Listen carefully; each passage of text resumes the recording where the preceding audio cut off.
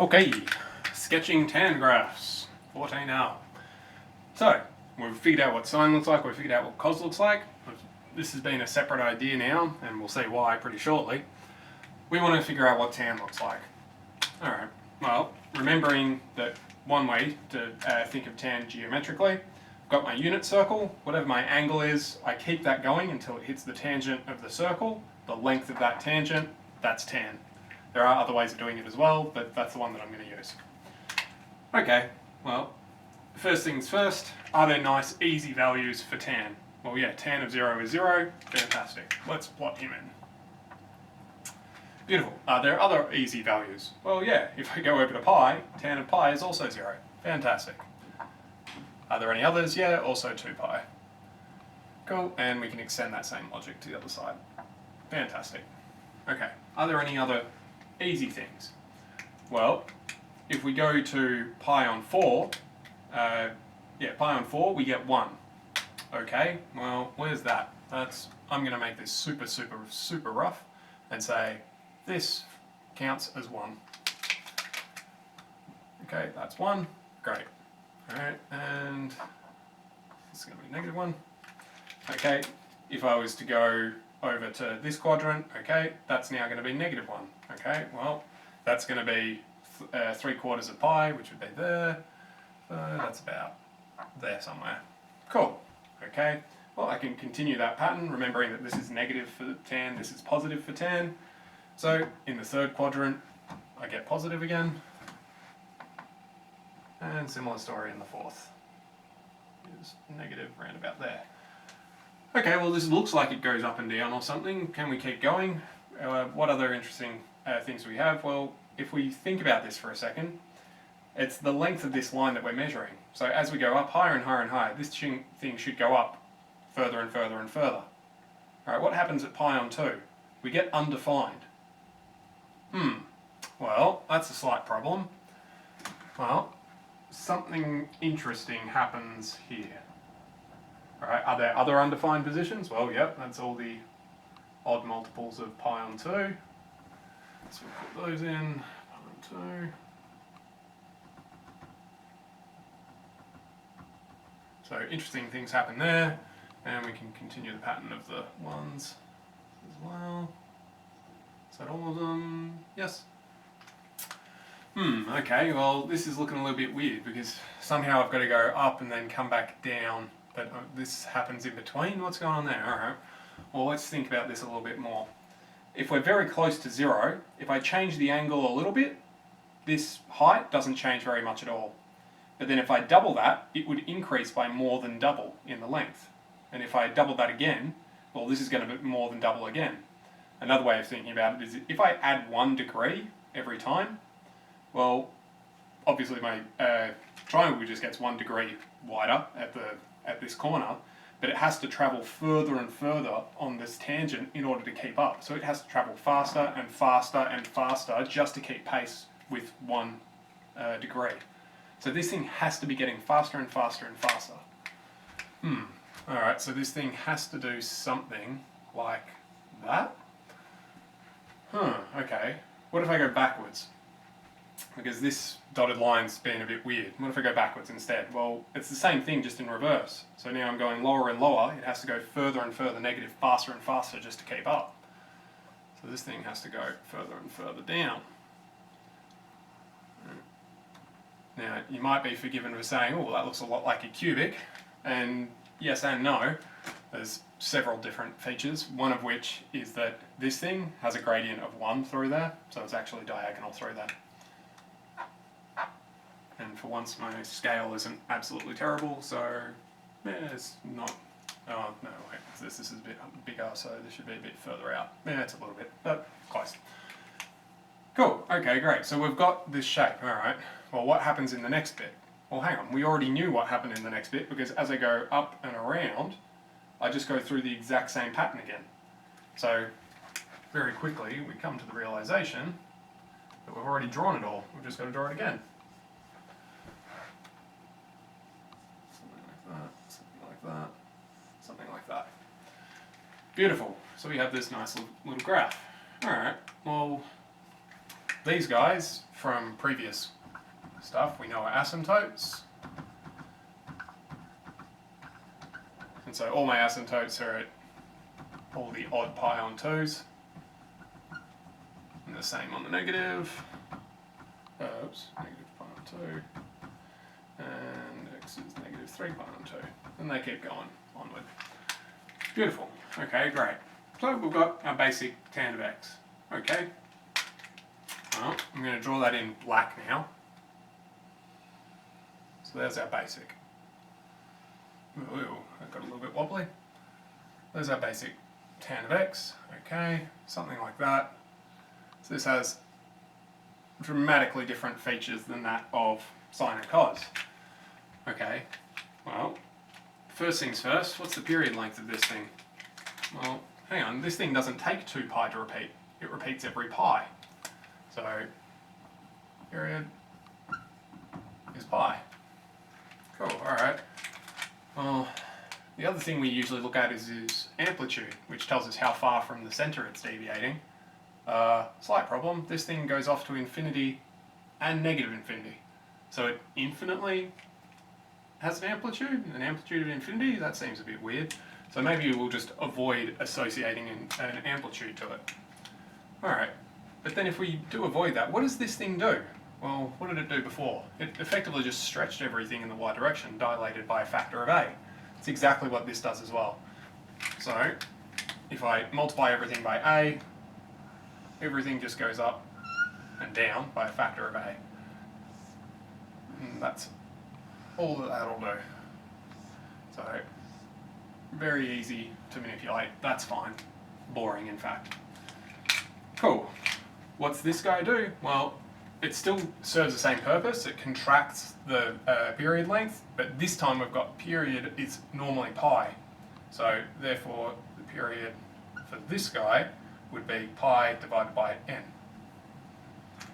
Okay, well, what's that going to do? It just means that, say that n was 2, so if n equal 2, all my therefore period would equal pi on 2. So I have to repeat every pi on 2. So the tricky bit with this is to figure out where your asymptotes are. The asymptotes are going to be half of the period away from the original. So half of the period would be pi on 4. So I get one there, another one there, another one there, another one there, and so on for the rest. Cool, so we get something like that, something like that, something like that, something like that, and we overpopulate the graph with a very busy one. So that's that. So it still has similar behaviours with the period, it's just its base period is pi rather than 2 pi.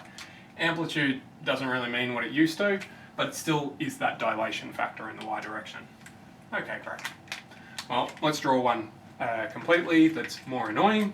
Okay, well, I want this thing. First thing I'm going to do, solve x-intercepts. So this is going to be a 0, minus this across, divide by this. So I've got minus root 3 on 3 equals tan 2x minus pi on 4. Okay, great. Well, I'm doing a trig equals something, so I should probably draw up a unit circle of some sort. Tan is negative. These two. Cool. Critical angle as I call it. Cool. Okay, when does tan equal root 3 on 3? Well, let's think about that for a second. It would have to be, what? Well, hang on, root 3 on 3, that's not one of the usual ones unless we do some manipulation. So root 3 on 3, that's equivalent to 1 on root 3. Well, that's going to be pi on 6 then. So pi on 6, or you might have memorised it already, that's fine too. Cool, so pi on 6 is our critical angle. Our insides are what we're solving for. Equals ... And you don't have to do this 4 space thing, you can do whichever way you want. But I find this tends to take care of more errors. Cool, okay, first positive solution.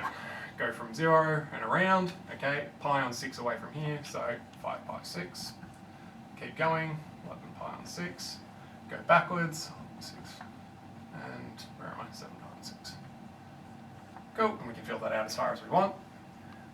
Okay, we've got pi on 4, so I'm going to change this. Now I've got 4s and 6s. I could go up to 24, or I could just go to 12. So I'll pick 12s. Oops, 12. 12. What are we doing? Multiplying by 2 for this, multiplying by 3 for that. So, what did I say? Multiplying by 2.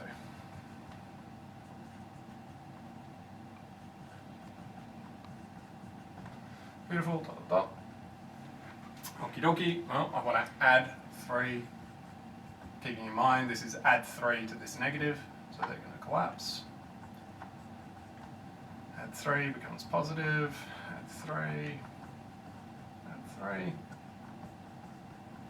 Cool. And then divide everything by 2. I'm just going to save some board space.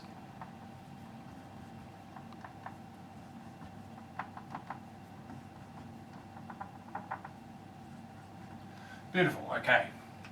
Great, we've got a whole bunch of x-intercepts. Can we establish a pattern? Well, all of these are exactly 12 apart, which is what you expect with tan. They should all be the same apart. Great, so we're just adding 12 each time to make a new one, or minusing 12, depending which way you want to go. Cool, we want to get up to 2 pi's, so we want these to be up to, what's 48s. Ugh, this is going to take a while, isn't it? Oh, because I gave myself so many period lengths. I'm going to change that. Before I run out of board space, I'm going to make that negative pi, I'm going to make that pi.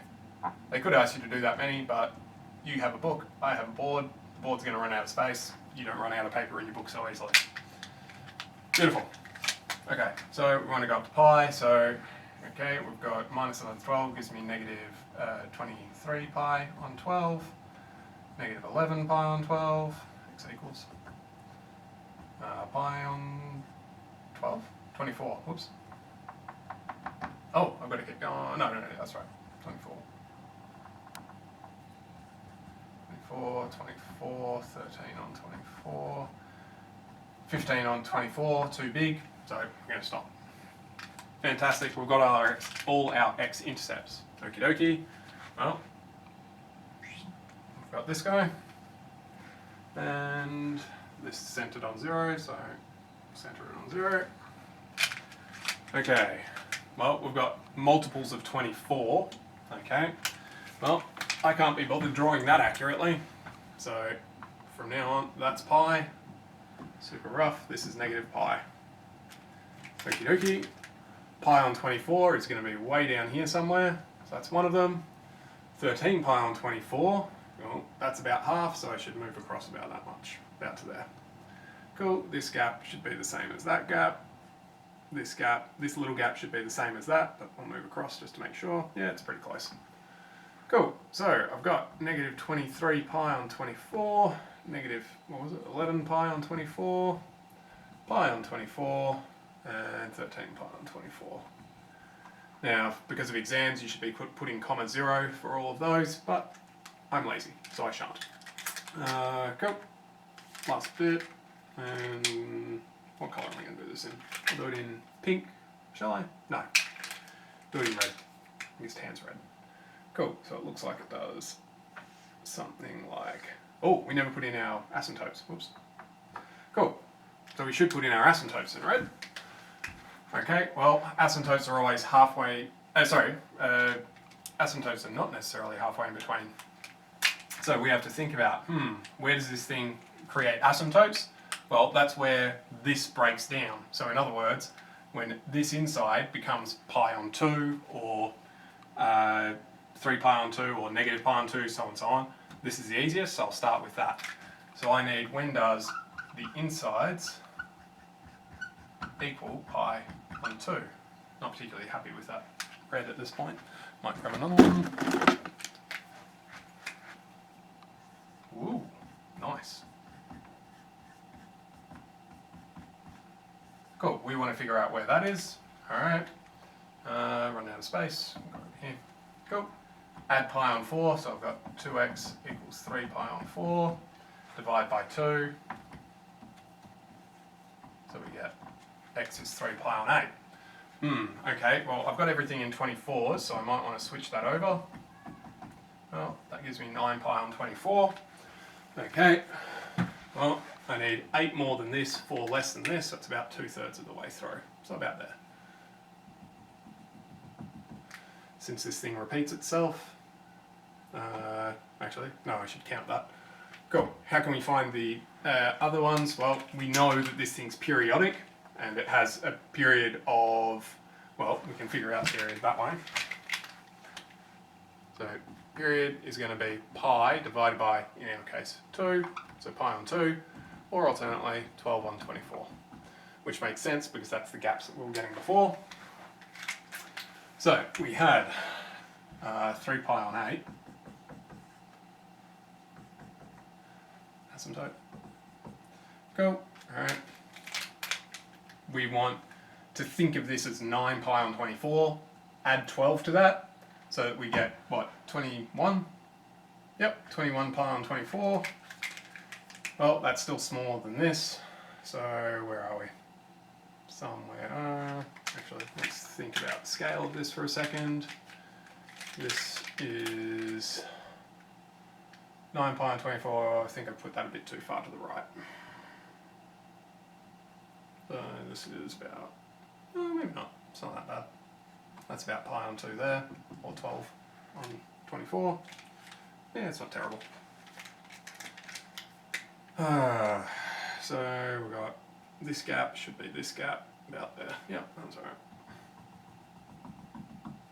Cool, another asymptote, x equals, what am I adding? So 21 on 24, so 7 on 8, which makes sense, 4 on 8.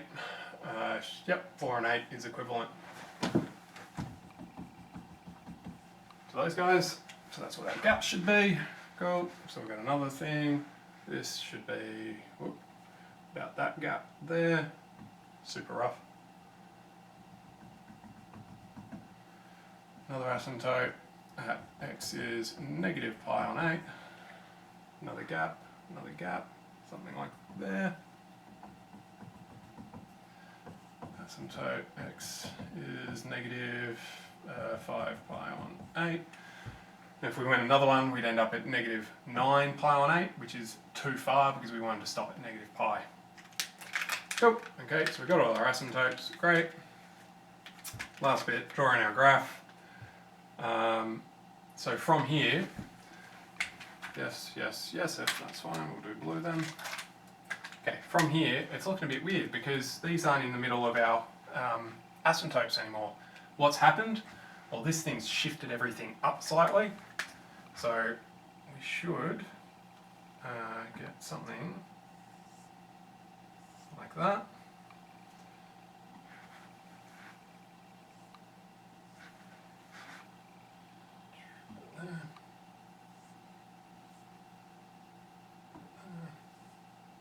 Something like that. It's a little bit off, but that's okay.